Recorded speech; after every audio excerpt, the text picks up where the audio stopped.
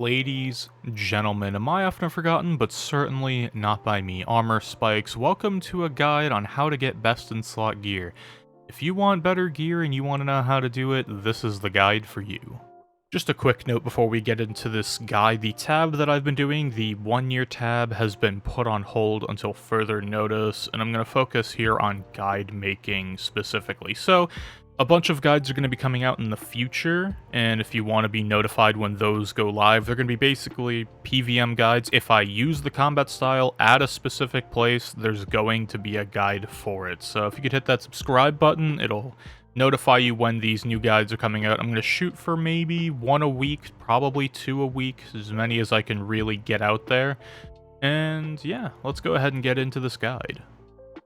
One more quick note, if there's something that I missed in this guide, it's bound to happen, and if you have any questions about it, feel free to leave it in the comments below, or if you want to ask the question directly, I'll leave my Twitch stream linked below, and feel free to pop in if I'm live and ask me a question there. I'm always more than willing to help out anyone at any skill level, really. Doesn't bother me where you're at, because we're all on the path to full send. Also, a quick note here, this is going to be more of a talking and theorizing style video. There isn't going to be too many on-screen things, so you can just have this in the background and listen to it while you go about your business.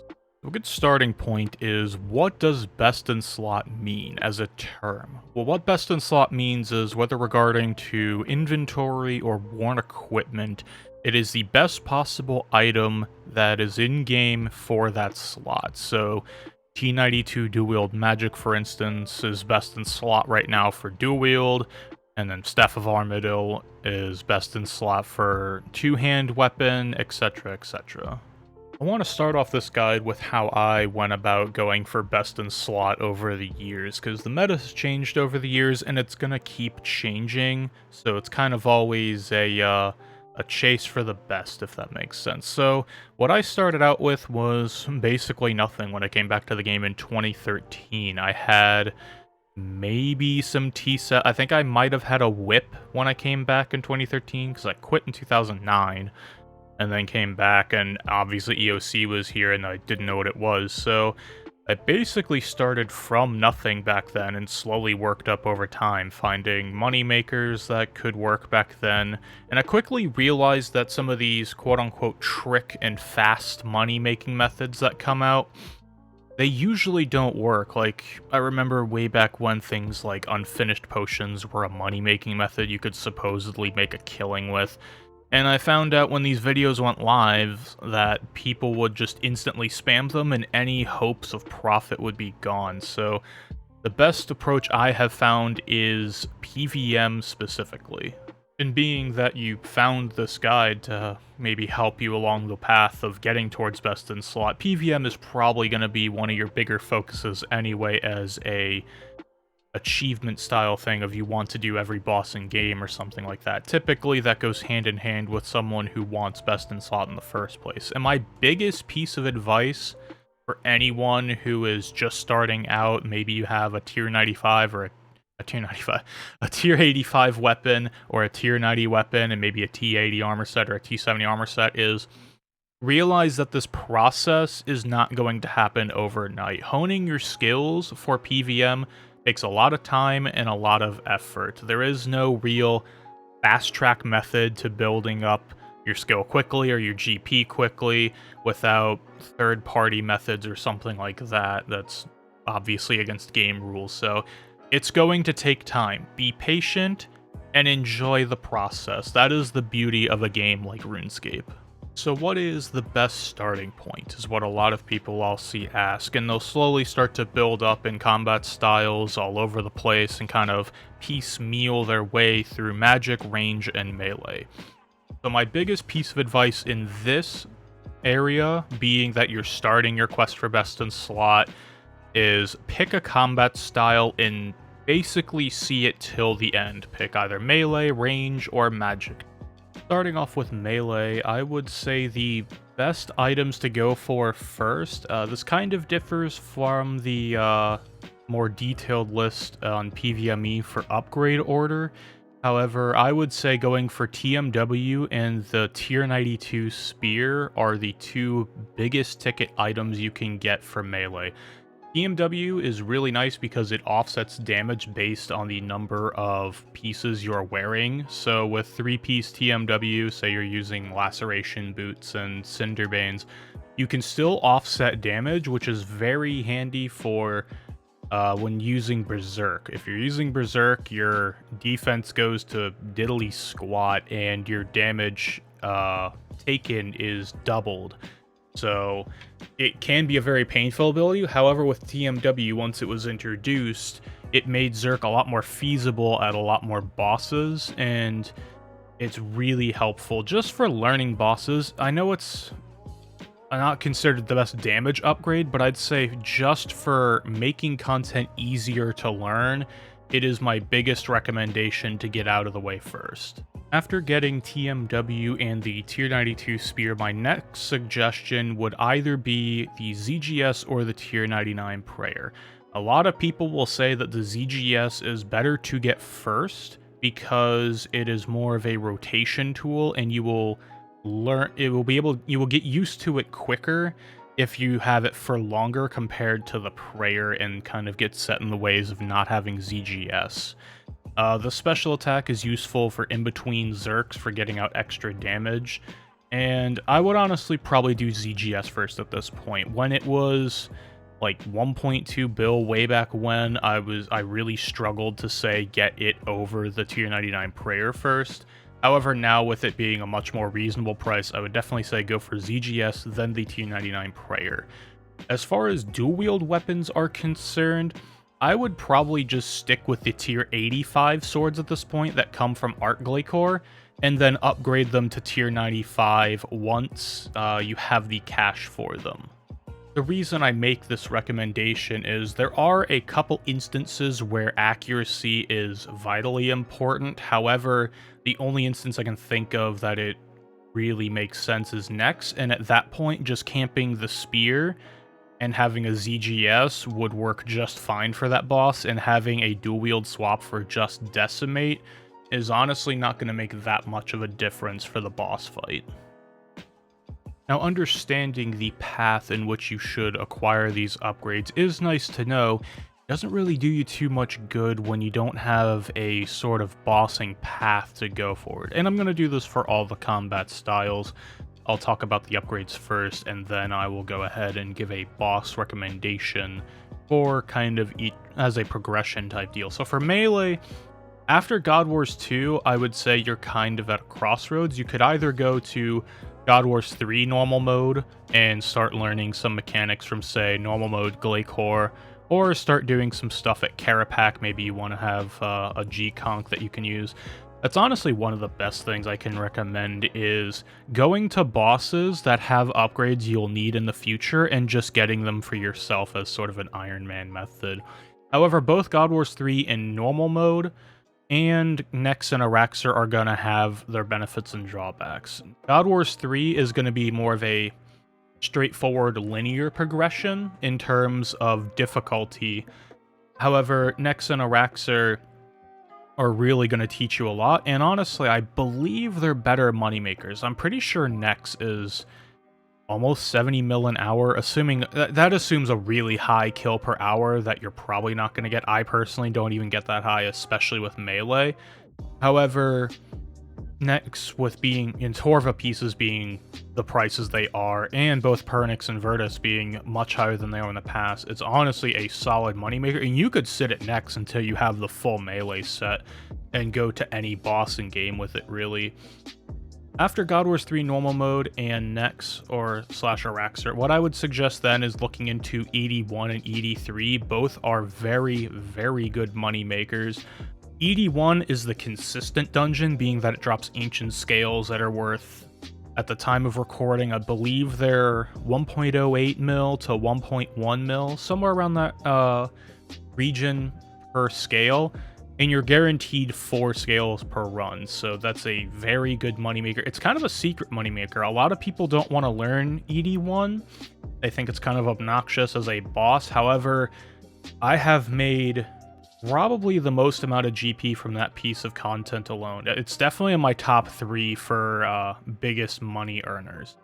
And ED3, you're going there for the ECB pieces. The commons aren't good, but when you get that payday of a crossbow piece drop, it is a very, very good feeling. And kind of at the top of the list for the melee path is Telos. I know there's a lot of guides out there, specifically Evil Lucario has a few guides, I believe, on how to do melee Telos, and surprisingly, melee, even though it is not the most long-term documented combat style at Telos, it is the most consistent combat style in terms of streaking, pushing in rage, and doing other things. So that's kind of at the top of the list. You can kind of go in between these bosses and learn them at your own pace. However, I would kind of suggest going in the order of God Wars 3 normal mode, then Nex and Araxer, and around the point when you've mastered Nex solos and you're pretty much able to do ED 1 and 3, you could look into God Wars 3 hard mode as well as kind of a offshoot. Most people don't recommend Art Glaycore hard mode. It's not really the best for melee. It's one of the drawbacks to melee is doing Glaycore hard mode, being that you can do it, you can get kills there. There are a few streamers I know that do melee Glaycore. However, the other two combat styles work much better for that boss. Zuck as well. In normal mode and hard mode, melee is a hard sell. There are a few people that can do it as more of a feat style achievement, but it is not recommended. And also, I don't recommend melee for ED2. You can do it, however, it's kind of obnoxious as a combat style for that dungeon. So there are caveats to melee. A lot of the newer content isn't exactly designed for it. However, there are a lot of bosses and a lot of solid moneymakers for this combat style. As well as also melee is the most cost-effective combat style of all three. Moving on to range as a combat style, the benefit that range has when it comes to general purpose bossing is that it pretty much works everywhere. There really isn't content you can't do with range as far as I can think. The only two bosses that it's kind of annoying at is ED3 and Zuck. Zuck is kind of obnoxious. It's not nearly as bad as melee at Zuck, both hard mode and normal mode. However, it's still kind of obnoxious, and mage happens to be the leading combat style there. However, there are plenty of people that still use range at Zuck. Anyways, the main drawback that range has going against it is the fact that you have to pay for the usability at bosses. And what I mean by that is a lot of the upgrades for range, pretty much all of them that do significant damage increases, are very, very expensive. It is not a cost-effective combat style, so it's kind of like paying for the premium of being able to do anything with one combat style. However, with range in the very beginning, it's actually rather cheap to get into. It's when you start to get into the later upgrades is when they get expensive. However, if you want to keep it cheap for a while, what you can do is either use a Decimation or Nox bow and use Blackstone arrows to gain accuracy. I would recommend this only really for going for Nex solos, because it's the only boss where once you get enough accuracy and you can start building a consistent rotation, the boss becomes much easier to do, being that Nex will always do the same attacks in the same order on every phase every time, especially with the range combat style, because you're not having to deal with the deflect melee overhead on Zeros. And that can be a good way to get you into Ascensions. Ascensions, I believe, are still 400 or 500 mil for the set, which is slightly more than what a tier 92 spear would be. However, this is where the kind of budget-friendly gear ends with Ascensions, because your next upgrade after Ascensions would be Gricko, which is 1.5, 1.6 build at the time of recording. It's somewhere around there, and you need another Ascension for a swap. So the cost might be, might be calm. It's kind of a calm before the storm scenario with range. However, it is very effective as a combat style for not having any T95s in game yet. Its damage is still comparable and sometimes beats out melee, and is still competitive with range or mage. After you've obtained Gricko, my next recommendation would be to get an ECB and use that for a while. And then after ECB, you can move into things like SGB, EOF, or if you happen to come across a lot of luck, get a lot of GP, you could upgrade your Ascensions to Blights and then put the ECB inside of an EOF. SGB, I would pretty much recommend putting inside an EOF regardless, because you'll have access to the Ruby Criminal Bolt spec, being that if you're using it with your ECB or Ascensions or Blights, SGB can be affected by any bolt proc because the weapon you're using the EOF with is where that effect comes from. So I would always recommend putting SGB into an EOF as soon as possible, and after that you can start looking into things like Tier 92 Serenic. If you're going to be doing a lot of elite dungeons, this goes for all the combat styles. If you want to farm elite dungeons out, I would recommend getting the Tier 92 armor much sooner than most other people would say, being that it's kind of an upfront buy once, cry once type deal, but then you don't have an armor cost or an armor degradation cost inside any of the elite dungeons with the Tier 92 armor. I wouldn't get it before your first T92 of the combat style. I'd probably say after ECB, I would put T92 Serenic in there. Or what you can do is if you want to learn ED1, ED1 with range is actually pretty relaxing and viable once you're comfortable with the combat style and mixing in things like devotion and other abilities, defensive abilities into your rotation for Masuda. Masuda is kind of the make or break point. It's the crux of ED1 for most people. So if you can learn that, you could honestly just make your own T92 set and stay there and make money for all the other items. As far as general boss progression goes, though, I would say you can follow pretty much the same path as what I stated with Melee. That would be my general boss progression, is to go from, ending with God Wars 2 or doing the occasional Reaper there, moving on to either God Wars 3 normal mode or the next Araxer side of things. Then going on to the elite dungeons, going through those, and then moving on to harder content, such as hard mode versions of God Wars 3, Telos, and other bosses of the sort. One final note with range, I would buy the T99 Prayer after I got my first ECB, just as a quick note. Last but certainly not least is the magic combat style, being that in present-day RuneScape, magic is currently the strongest combat style that we have to offer once best in slot is factored into the equation. The general starting point for magic is usually T70 or T80 armor with some type of dual-wield weapons, whether they be Virtus Wand and Book or the Kaiwir Wand and Orb from Hellware. The first upgrade I would recommend right off the bat for getting into magic as a style is Greater Concentrated Blast. It is about 100-150 mil and will substantially increase your DPM, which is going to be very useful at the next logical place to go for using magics. After God Wars 2, I would say moving on to ED2 is the next step. And you can also do God Wars 3 normal mode with magic. It's relatively easy to do.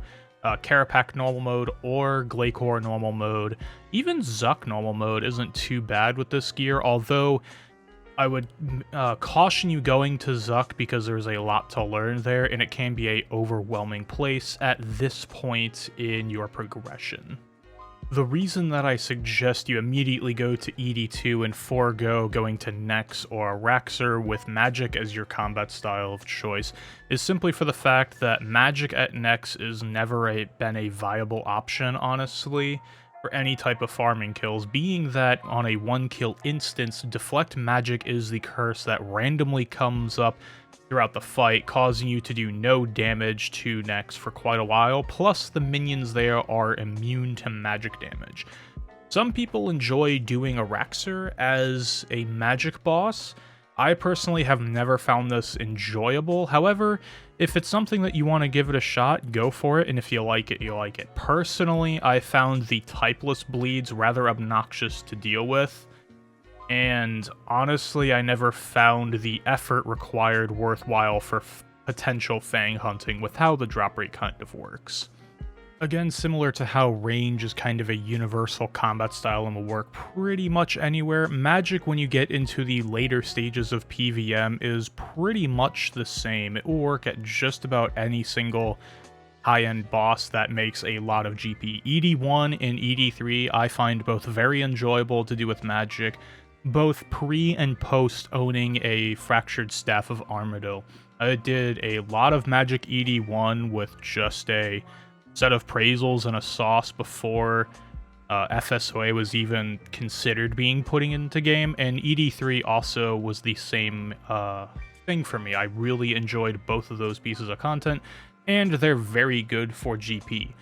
If you want to go this route, I would suggest getting Elite Tech a little bit earlier on than you might think otherwise, just again because of the cost reduction in doing the dungeons, which does eventually add into your profits. Being that the Elite Tectonic will never degrade, I would probably go for Seismics first, or some type of dual wield upgrade, and I would also consider getting either a Nox Staff or a Staff of Silisk, just for the fact of learning Fortic. Now, I understand that even in 2022, that is kind of still a hot button term. A lot of people are not happy with it. However, it may not be as useful once you have FSOA. However, the knowledge you will acquire from learning Fortic about stacking inputs per tick and getting your internal clock built up on the tick system to fully understand it, it will help your understanding of the combat system itself more than any other combat style, and it's something I recommend everyone learn. If you don't want to go the Elite Dungeon route, then I would suggest sticking with God Wars 3 and eventually upgrading into hard mode for magic. And honestly, tier 80 armor or Tectonic, both are going to work, the non-elite variant. Both will work absolutely fine for either of those pieces of content. Crypt Bloom is an alternative that people like to use in order to help learn. However, for the price point of the armor, it is a hard recommendation, as it's more of a crutch to get by on content rather than fully learning how it works and becoming a master of the boss that you're doing. The one exception for Crypt Bloom that I will give is extremely high in rage at Glacor, being that losing streaks that high up is rather obnoxious, and you'd rather have the security of knowing that the armor is going to help you out a lot. And also, hard mode Zuck is another place where Tectonic, it can be really obnoxious to use just tech, however it can be done. And having a two-piece Crypt Bloom swap will definitely make that place a lot easier, because the return on damage isn't really going to make a difference. The damage difference between Crypt Bloom and Tectonic is a lot. However, in the context of Zuck specifically, during the trash mobs and whatnot, it's not going to make that much of a difference when it comes to, like, getting an extra run per hour in. After you've acquired your Seismics and decided whether or not you want to go the Elite Dungeon route for 1 and 3 versus rather just sticking with God Wars 3 and other random bosses, what I would suggest next is getting your armor situated and also the T99 prayer. It's very helpful. And after that would be the big save for FSOA. Now, if you happen to have another combat style already built up, you could easily just go to Karapak and do that without much issue. However, I've known a few people who have gone and just made their own FSOA at Karapak without too much struggle, just using appraisals, sauce, and just standard 3-ticking abilities. And it's worked out well for them. They got their FSOA, and they're pretty happy, obviously. Now, you could also just stay at other bosses and earn the... I think FSOA is going for 5 bill. I don't quite remember the actual price on it right now, but somewhere around there, which, if you give it a month or two and consistently, you know, do a few hours a day here and there, or a few hours a day at the boss, you can knock out that 5 bill rather quickly, just because of the GP per hour that bosses now can attain.